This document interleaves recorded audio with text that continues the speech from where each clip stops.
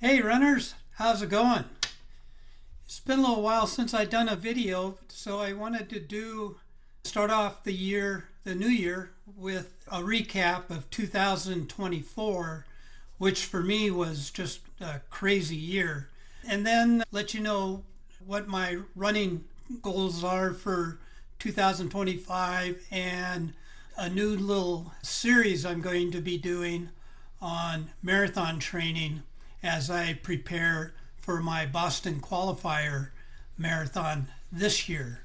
Let's unwind back to the beginning of 2024. So I was super excited about for a couple reasons. I started off running a trail race, which we call the Mega Fat Ass, and the neat thing about that local race is I've been the race director for the previous 10 years or so, and I finally retired from race directing in 2024.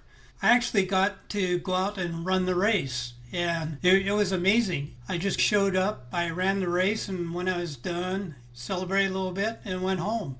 Huge difference compared to all the work it takes to putting on the race, being there forever, and getting home late and all that. So that was real exciting to just be able to do our local races and just enjoy them instead of having to put them on.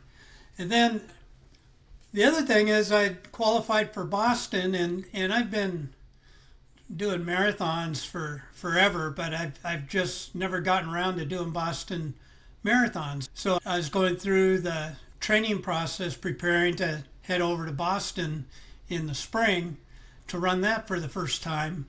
And then suddenly I had a major heart attack in March that obviously just canceled that out. And fortunately, I mean, it was a bad heart attack, but I didn't have a lot of actual heart damage. I felt pretty good afterwards, but I still had some issues that needed to be dealt with.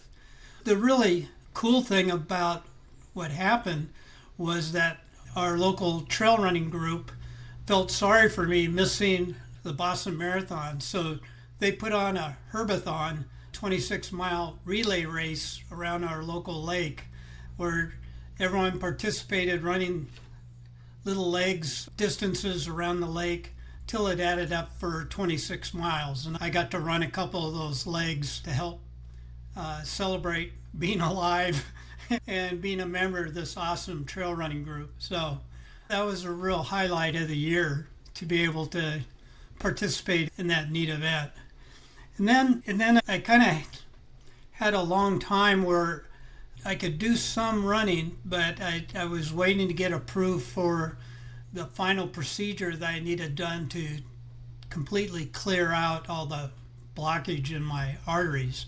And that seemed from March it took till August to finally have that final procedure done.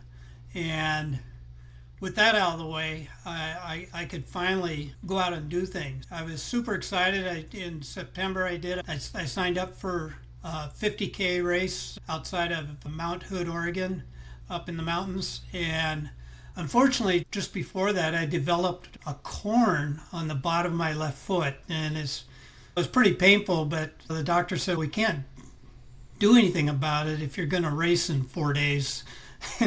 So I said, I'll just go do it anyway. And that ended up not being the greatest idea because it hurt really bad during the race. And I had to go real slow near the end.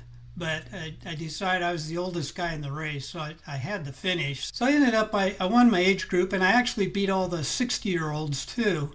But that was very painful, and afterwards found out that it was actually a deep ulcer that had to be dug out, and I had to wear a boot for a month to recover and heal that deep blister.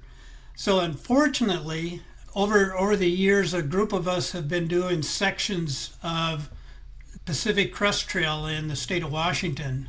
And that late September we were doing the final leg up into Canada.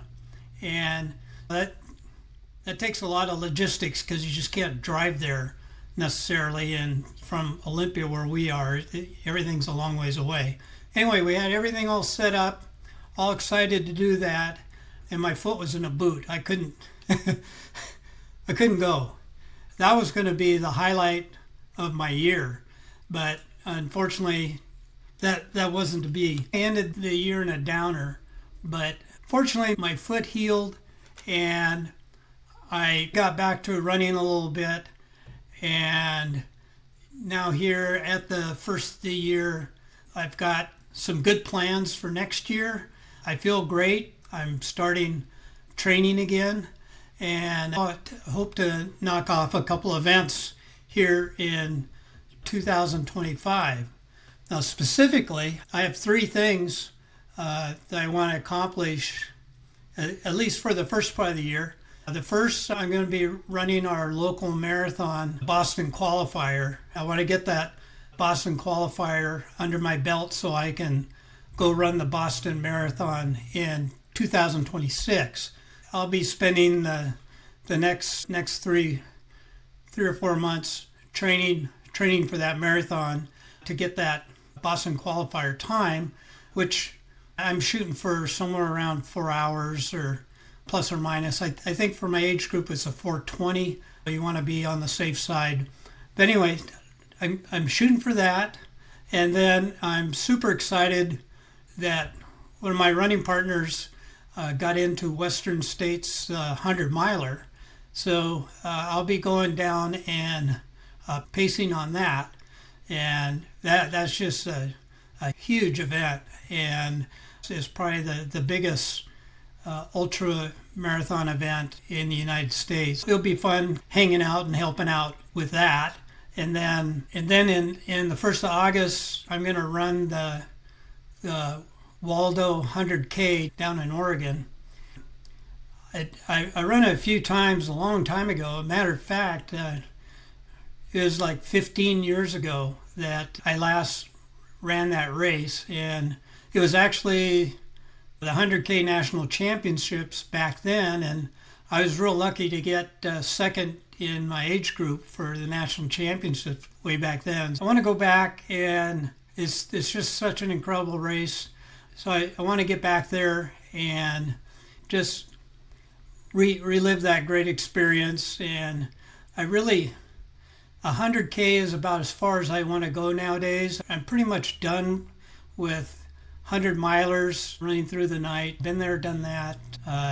If I'm going to do something challenging, it's going to be 50-miler to 100K, and then I'll do longer distances, but only if I can camp out and sleep at night.